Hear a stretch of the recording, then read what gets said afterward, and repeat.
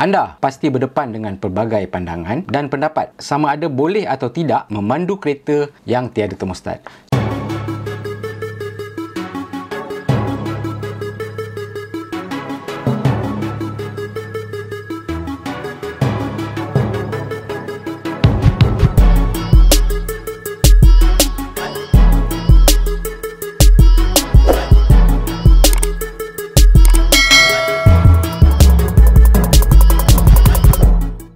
So, kebanyakan orang mengambil jalan pintas apabila enjin overheat. Solusinya, buang termostat. Memang selepas buang termostat, kebiasaannya terpicit akan turun. Tetapi sebenarnya dia tidak menyelesaikan apa sebenarnya yang menyebabkan enjin anda tadi overheat. Sebaliknya, ada efek-efek ataupun kesan-kesan jangka masa panjang yang lain yang akan terjadi ke atas kereta anda sebenarnya.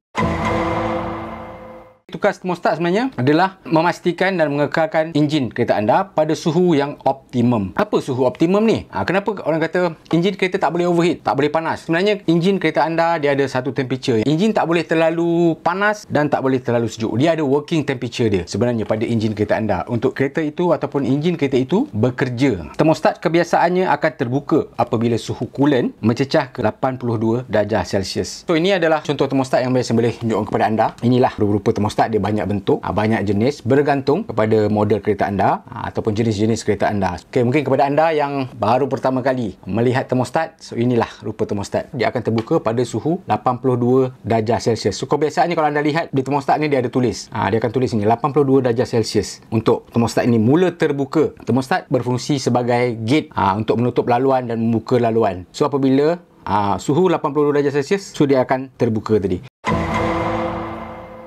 So, kalau radiator apa pula fungsi dia? Radiator pula berfungsi untuk memastikan coolant sentiasa sejuk sebelum dihantar ke enjin, untuk menyejukkan enjin dan kembali dihantar ke radiator. Begitulah circle seterusnya sehingga enjin anda dimatikan atau berhenti. So, ini sebenarnya combination yang penting termostat dengan radiator ni tadi, dengan coolant, laluan coolant ni tadi. Kebiasaannya jika kereta anda ataupun enjin kereta anda tidak menggunakan termostat ni, so apa yang akan terjadi? Yang pertama adalah enjin lambat panas dan tak capai suhu optimum. Mungkin juga ada di kalangan anda yang direkomend daripada bengkel-bengkel suruh buang termostat ni apabila temperature tinggi ataupun enjin anda overheat. So, solusinya buang termostat ni. Pemanasan enjin, warm up, ataupun kita bila contoh kita nak start enjin di waktu pagi, time kita nak pergi kerja, kita nak memanaskan enjin, so dia akan menjadi panjang ataupun lambat panas enjin tu. Kebiasaannya kalau untuk kereta-kereta yang standard dan normal, kita memerlukan masa kurang daripada 3 minit sebenarnya untuk kita nak warm up enjin kereta tu sampai kepada tahap working temperature dia. So, jika anda tak menggunakan termostat ni, tu yang kadang kita tunggu time kita nak warm up enjin kereta tu lama, tak panas. Kadang nak ambil masa sampai 7 minit, 10 minit. Kadang-kadang kita nak tengok temperature meter tu dia naik kepada separuh. So, enjin yang normal bekerja pada suhu 80 darjah Celsius sehingga ke 100 darjah Celsius. Tapi kereta tanpa termostat, suhu hanya kebiasaannya akan mencecah hanya 50 darjah Celsius ataupun mungkin 55 darjah Celsius. Walaupun dengan cuaca panas di negara kita ini. So, enjin kurang power dan gangguan kepada kelancaran transmisi automatik kereta anda. So, ini khas kepada kereta-kereta yang automatik. Kita kena lebih tekankanlah kepada kereta-kereta yang menggunakan transmisi automatik sebab dia bersangkut paut atau berkait dengan apa fungsi termostat ni sebenarnya. So, enjin akan berada dalam prosedur gelung tertutup ataupun closed loop apabila ia berada di luar suhu tertentu. So, jika suhu tidak meningkat pada tahap optimum yang telah disetkan oleh jurutera pengeluar kereta, so kelancaran fungsi sepenuhnya enjin akan terganggu dan menyebabkan prestasi enjin lembab dan kurang power. Kenapa enjin ni kurang power? Ini disebabkan apabila ECM ataupun Engine Control Module mengesan suhu enjin berada di bawah suhu yang sepatutnya. So, fuel mixture ataupun lambda akan terganggu dan mengakibatkan pancitan petrol ataupun fuel anda lebih dalam ruang pembakaran enjin. Selain daripada itu, penghasilan carbon exhaust juga tinggi dan boleh menyebabkan catalytic converter menyumbat dan seterusnya rosak. So, apabila kebiasaannya kita running enjin di dalam keadaan fuel rich ni, kebiasaannya carbon akan banyak, akan terjadi banyak carbon sebab pembakaran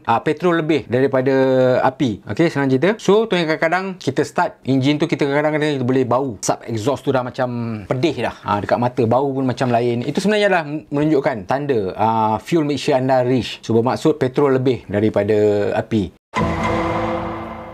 So catalytic converter ni bukan murah. Catalytic converter ni mahal. So kalau anda buang benda yang harganya murah ni, siapa yang anda mengambil risiko untuk komponen yang lebih mahal lagi untuk anda tukar.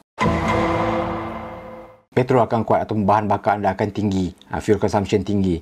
Bergantung kepada usia kereta anda, pemanduan tanpa termostat akan membakar lebih banyak bahan bakar. Kerana ECM tadi ataupun modul kawalan enjin tadi merasakan enjin masih dalam keadaan sejuk dan mengesan seperti enjin sedang warm up. So anda bayangkan jika anda memandu jarak jauh dengan keadaan sebegini, sudah tentulah penggunaan petrol akan menjadi tinggi dan membazir untuk jangka masa panjang.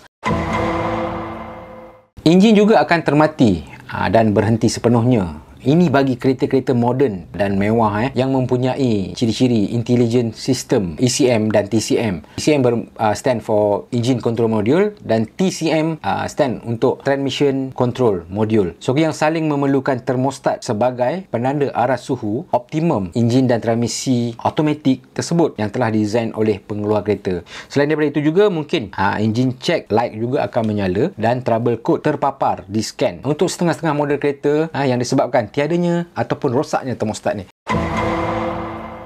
Komponen enjin dan transmisi automatik anda tadi cepat haus ataupun wear and tear. So ni komponen bukan yang luar yang cepat haus, ni komponen di dalam enjin ataupun di dalam gearbox automatik kereta anda tadi. 5 minit awal pemanduan dengan enjin sejuk dan juga dengan seluruh pemanduan kereta di bawah suhu 80 darjah Celsius ni akan menyebabkan part enjin dan transmisi automatik anda menjadi haus. Kita panggil wear. So jangka hayat enjin dan transmisi tadi juga akan berkurangan kerana banyak komponen yang tidak bekerja pada working temperature yang sesuai ni tadi. So minyak enjin ataupun minyak hitam juga perlu bekerja pada working temperature berdasarkan kilikatan enjin oil tu tadi di waktu sejuk dan panas dia.